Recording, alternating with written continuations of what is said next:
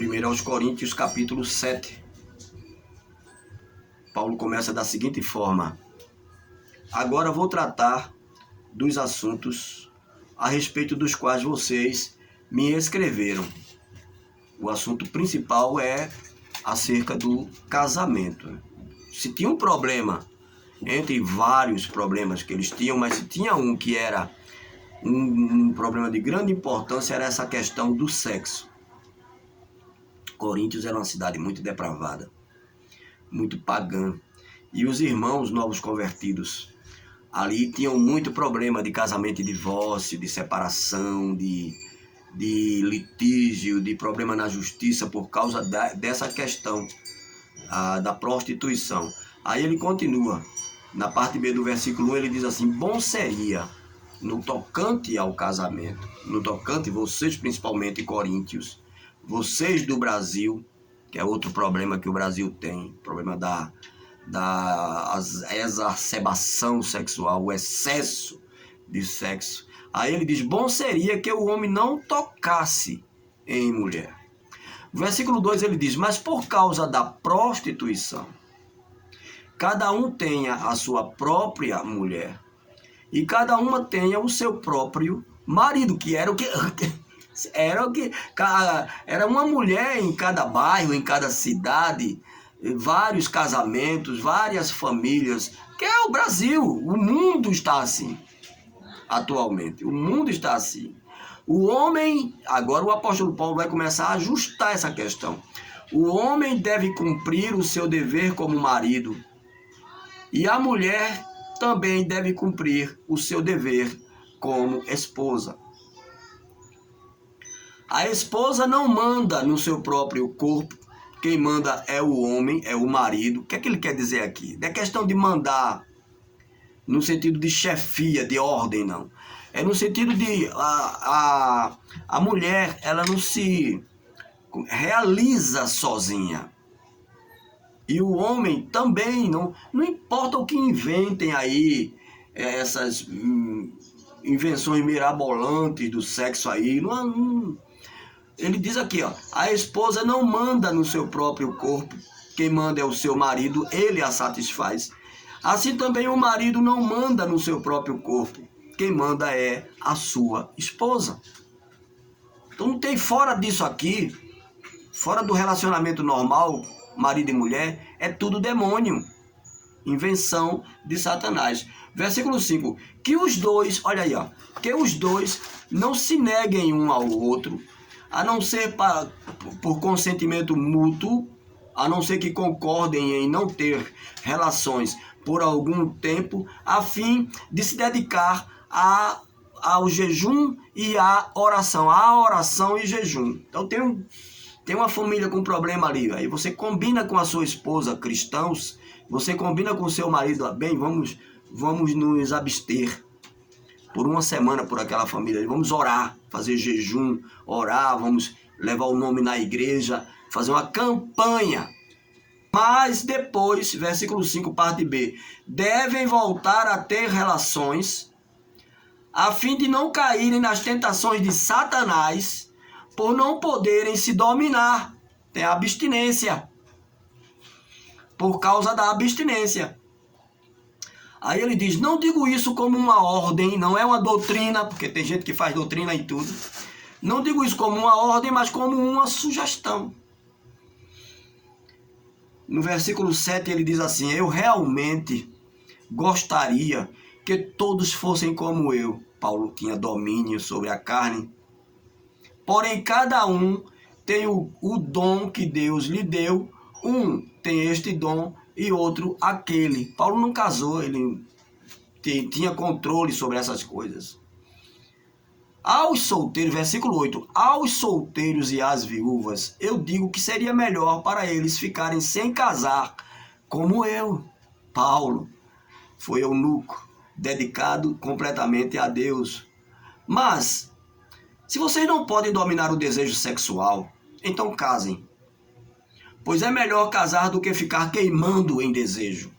Para os que já estão casados, no versículo 9 ele diz: é melhor casar do que arder em desejo, queimar em desejo.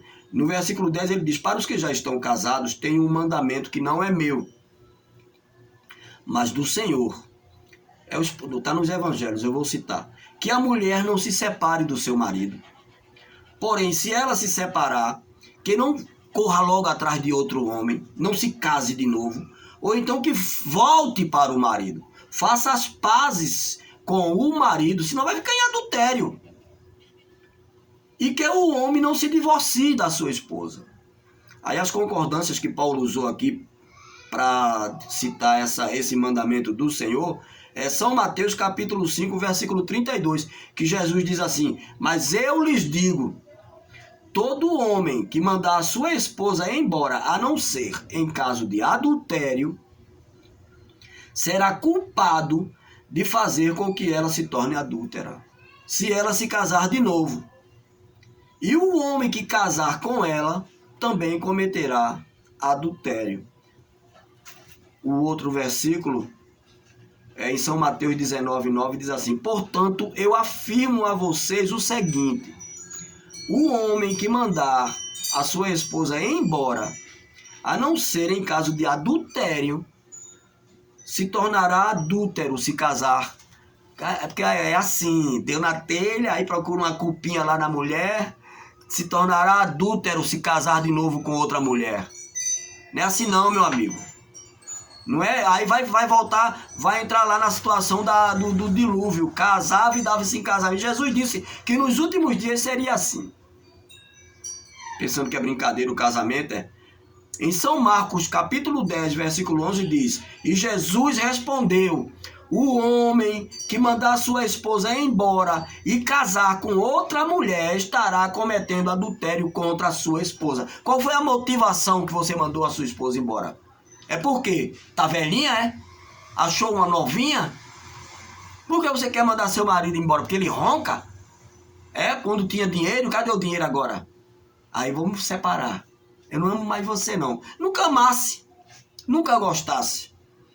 E em Lucas 16, versículo 18, ele diz: se um homem se divorciar e casar com outra mulher, comete adultério. E quem casar com a mulher divorciada também comete adultério. Gente, o casamento é sério. É melhor que não case, fique solteiro na sua vida mundana, devassa. Mas não vá casar para depois querer viver como um solteiro. Não é assim. O versículo 12, de 1 Coríntios 7. Aos outros digo eu mesmo, e não o Senhor. Se um homem cristão é casado com uma mulher que não é cristã, e ela concorda em continuar vivendo com ele, que ele não se divorcie dela. E se uma mulher cristã for casada com um homem que não é cristão, e ele concorda, ele não é cristão, mas ele concorda, ele não atrapalha, ele não interfere, ele até contribui, então e ele concorda em continuar vivendo com ela, que ela não se divorcie dele. Não vá na onda de doutrinas aí. Tá aqui, ó, o assunto é esse aqui, é Bíblia, não é a igreja A, B ou C, diz que não pode, que não quer, é aqui. É a palavra. Versículo 14. Pois Deus aceita o homem que não é cristão, por ele estar unido com a sua esposa cristã. Deus considera a santidade dela, Paulo diz isso, a santidade dela santifica o marido. Deus aceita o homem cristão por ele estar unido com a sua esposa cristã. E aceita a mulher que não é cristã por ela estar unida com o marido cristão. Se não fosse assim, os filhos deles não pertenceriam a Deus. Deus não aceitaria, não seriam santificados a Deus. Mas, sendo assim, eles pertencem. Agora, se o marido não cristão ou a esposa não cristã quiser o divórcio, então se divorcie, paciência. Nesses casos, o marido cristão ou a esposa cristã estará livre, não estará sujeita, subjugada a ninguém, estará livre para adorar a Deus, para fazer como quiser, pois Deus chamou vocês para viver em paz e não em discórdia, porque opinião, eu não gosto, eu não quero, eu não deixo, essas coisas da carne. 16. Esposa cristã, como é que você sabe se salvará o seu marido? Marido cristão, como é que você sabe se salvará a sua esposa? Cada um deve continuar vivendo, versículo 17. Cada um deve continuar vivendo de acordo com o dom que o Senhor lhe deu e na condição em que se encontrava quando Deus o chamou. É essa a regra que eu ensino em todas as... Não inventa coisa, fica quietinho ali. Se Deus tiver que salvar, vai salvar o teu marido. Se ele não quiser, paciência, mas você orou, você buscou, você batalhou, e vice-versa, o marido orou pela esposa e por aí vai. Versículo 18. Se um homem judeu que é circuncidado aceita o chamado de Deus, ele não deve tirar as marcas da circuncisão, resolver ser incircunciso. E se um homem não judeu que não é circuncidado aceita o chamado de Deus, ele não deve circuncidar-se. Cristianismo é puro, é limpo, ele não tem isso não. Ele te chama e não põe carga sobre você. Não faz diferença, Paulo diz, ó. Não faz diferença estar circuncidado ou não. O que importa é obedecer aos mandamentos de Deus. É a nova aliança. Cada um deve continuar como era quando aceitou o chamado de Deus. Você era escravo quando Deus o chamou? Não se preocupe com isso. Mas, se você pode se tornar livre, então aproveite a oportunidade. Pois o escravo que foi chamado pelo Senhor é agora um homem livre que pertence ao Senhor. Assim também o homem livre que foi chamado por Cristo é escravo de Cristo, que é bom demais ser escravo de Cristo. Deus comprou vocês por um bom preço. Portanto, não se tornem escravos de ninguém, de ser humano algum. Versículo 24. Irmãos, cada um deve continuar na presença de Deus, assim como era quando Deus o chamou. Gente, não tem que fazer, meu Deus, continue sua vida. Se não for ilícito aquilo que você está fazendo, crime, alguma coisa, se é coisa certa, você está fazendo, tua vida é certa, então não inventa. Não inventa corte de cabelo, não sei o que, roupa, cor, não tem, Deus não tem. Deus é um Deus de diversidade, não é um Deus padronizado.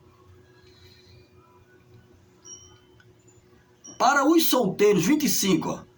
Para os solteiros, eu não tenho nenhum mandamento do Senhor, porém dou a minha opinião como uma pessoa que, pela misericórdia do Senhor, merece confiança. Então não invente Deus, eu tenho que casar, não, agora eu tenho que separar, eu não quero mais essa mulher, ela não é cristã. Não, gente, fica quieto. Por causa dos tempos difíceis em que vivemos, eu penso que é melhor para o homem ficar como está. Você tem esposa? Então não procure se separar dela. Você é solteiro? Então não procure esposa, não invente, não entre em parafuso por causa disso. Porém, se você se casar, não estará cometendo pecado. E se uma moça solteira casar, também não estará cometendo pecado. Mas eu gostaria de poupar vocês dos problemas de casados. Eu gostaria de poupar vocês dos problemas de cada dia que terão na vida de casados, na carne. Irmãos, eu quero dizer isto, não nos resta muito tempo e daqui em diante os casados devem viver como se não tivessem casado.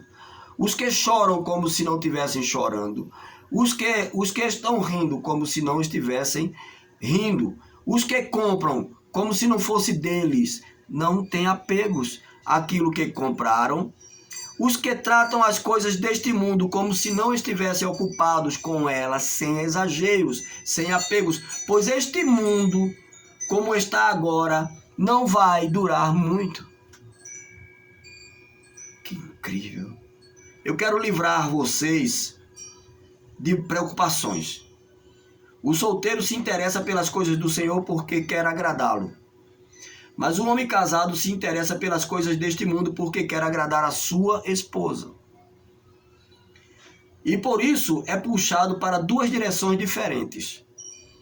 Quanto às mulheres, tanto as viúvas quanto as solteiras, elas estão interessadas nas coisas do Senhor porque querem se dedicar de corpo e alma a Ele.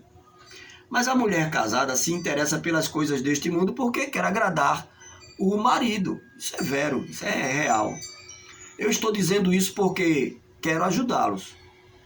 Não estou querendo obrigar ninguém a nada. Não é doutrina. Pelo contrário, quero que façam o que é direito e certo e que se entreguem ao serviço do Senhor com toda a dedicação.